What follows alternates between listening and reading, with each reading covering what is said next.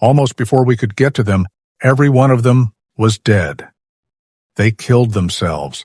These are not the words of a historian. These are the words of a warrior who was there. A Northern Cheyenne man who faced Custer's 7th Cavalry, not in a textbook, but in the dust and chaos of the Little Bighorn. His name was Woodenleg, and he was among the last generation of his people to live freely on the northern plains. But who was he? And how does his account turn the classic tale of Custer's last stand completely on its head? He describes the soldiers not fighting to the last man, but in his own words, they turned their guns upon themselves. He witnessed the final desperate moments that history can only guess at. So what really kicked off the Great Sioux War of 1876? And what does the story of a man born as eats from the hand reveal about one of the American West's most iconic battles? But before we continue, please like and subscribe to our channel to support our growing community. These are the words of Woodenleg, a Northern Cheyenne man who fought against Custer and his 7th Cavalry at the Battle of the Little Bighorn, a conflict we will explore today from a young warrior's perspective. As I mentioned, he was a Northern Cheyenne, and given that he was born in 1858, Woodenleg truly belonged to the last generation of his people to come of age within the traditional way of life. But who was Woodenleg? How reliable is he as a source regarding Custer's final battle? He was initially called Eats from his Hand when he was born in the Black Hills around 1858. That was his birth name, not Woodenleg. It was not until his teenage years that he began to call himself Woodenleg, choosing the name after a favored uncle who shared it. The elder Woodenleg was a Crow, captured at roughly 10 years old and then adopted into the Cheyenne tribe. Stories say he could travel on foot farther than anyone else without ever seeming weary. My father said that when the moment was appropriate, he would give me a new name. That time arrived when I was approximately 17. I liked the name. I admired the man who carried it, and I valued the honor of being connected to him. I informed my father I wished to be known as Woodenleg. It was a typical practice to hand down names to younger family members. So, for simplicity, I will call Eats from his Hand Woodenleg for the rest of this episode. Woodenleg also became a formidable walker, and soon his companions were teasing him by using his favorite uncle's name. Even in his later years, he could outpace any young person who tried to keep up with him. The younger men could not match his stamina. In the 1920s, a doctor named Thomas Marquise started to interview Northern Cheyenne individuals living on the Montana reservation. At that point, there were still 17 men, adults who had fought in the Battle of the Little Bighorn, including Woodenleg. Consequently, a lot of what you will hear comes from Dr. Marquise's conversations with Woodenleg, which were translated and collected in the book Woodenleg, A Warrior Who Fought Custer. I will save you the difficulty of me trying to say Woodenleg in the Cheyenne language. Everywhere, the Indian men started leaping up, rushing ahead, ducking down, and leaping up once more, constantly moving toward the soldiers. Immediately, all the white men lost their minds.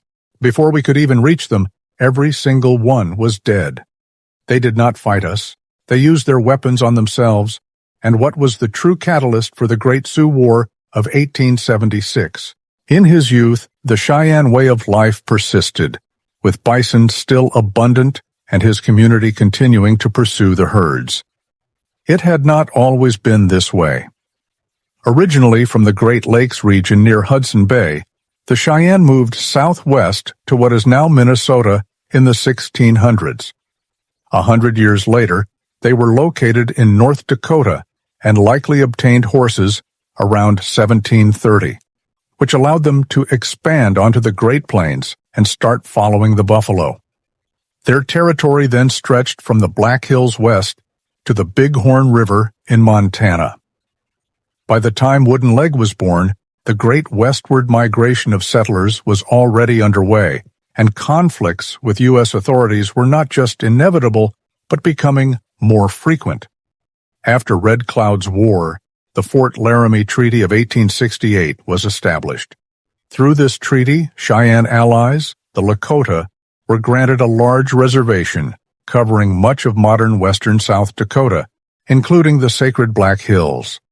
Furthermore, a vast portion of unceded territory in Wyoming and Montana was designated as hunting grounds for both the Lakota and the Northern Cheyenne.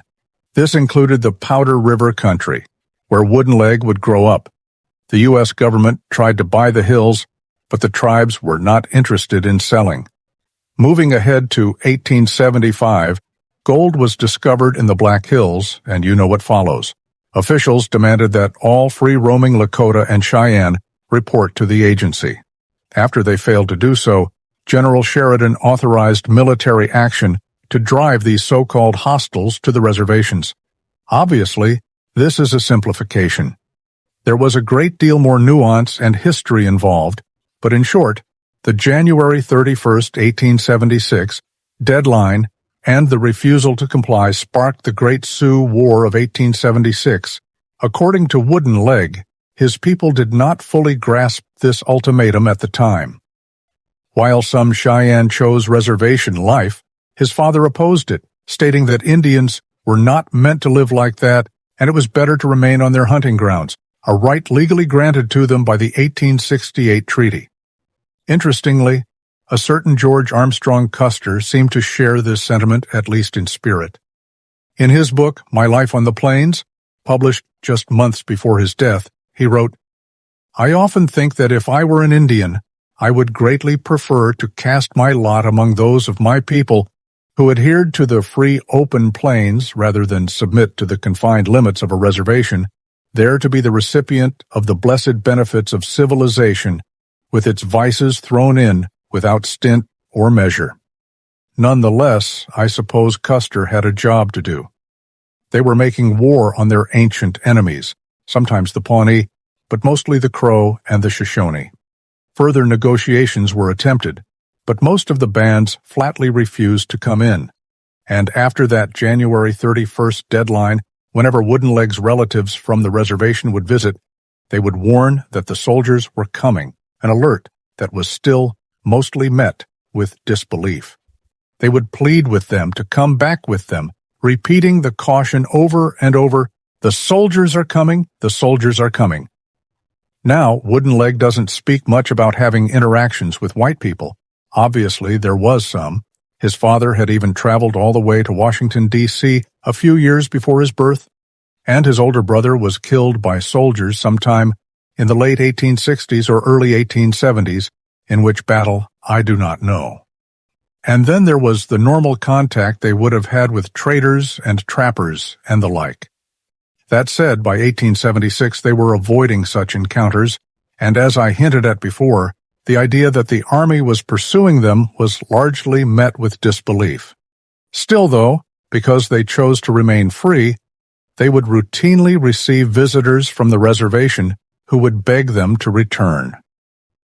Due to the Fort Laramie Treaty, so long as the Cheyenne didn't make war on the whites, which according to Woodenleg they purposely avoided, they could just continue living and hunting as they pleased in their designated territory, or so they believed. Let me be clear, this episode is not intended to be a comprehensive or final look at the War of 1876, or even the Battle of the Little Bighorn, which, don't worry, we will be discussing shortly, nor is it the whole of Cheyenne history.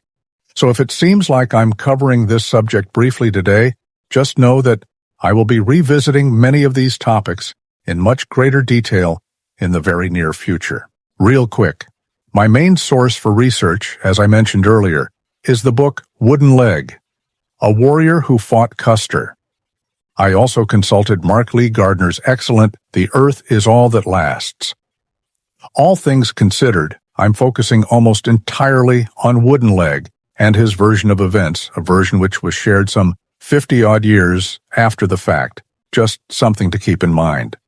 That said, I will be covering Custer's last stand and several other engagements much more deeply later on this year as standalone episodes.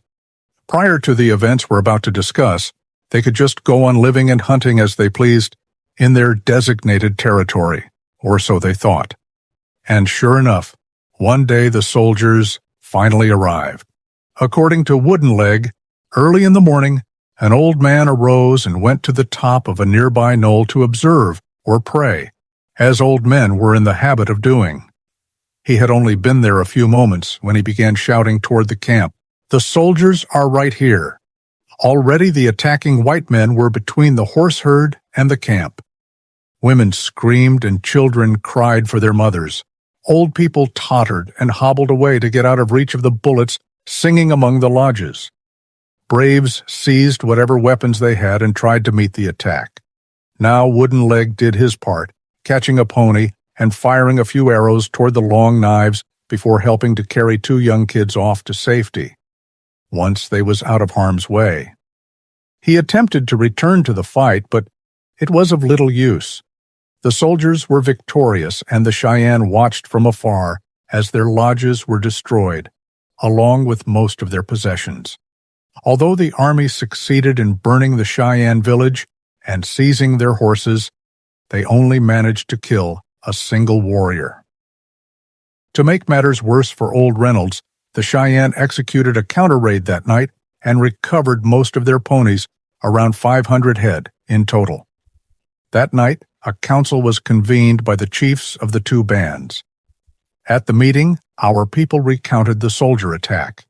It was decided that the Oglalas and the Cheyenne should travel together to the camp of the Hunkpapa Sioux, situated to the northeast of us. The next forenoon, all of us set out in that direction. Forenoon, by the way, is just a formal term for morning, and yeah, I did have to look that one up on Google.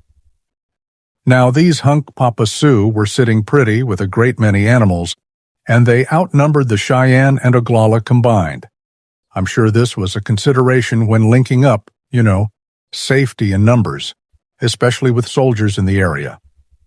It wasn't long before they were joined by the Mini-Conjou under the leadership of Lame Deer.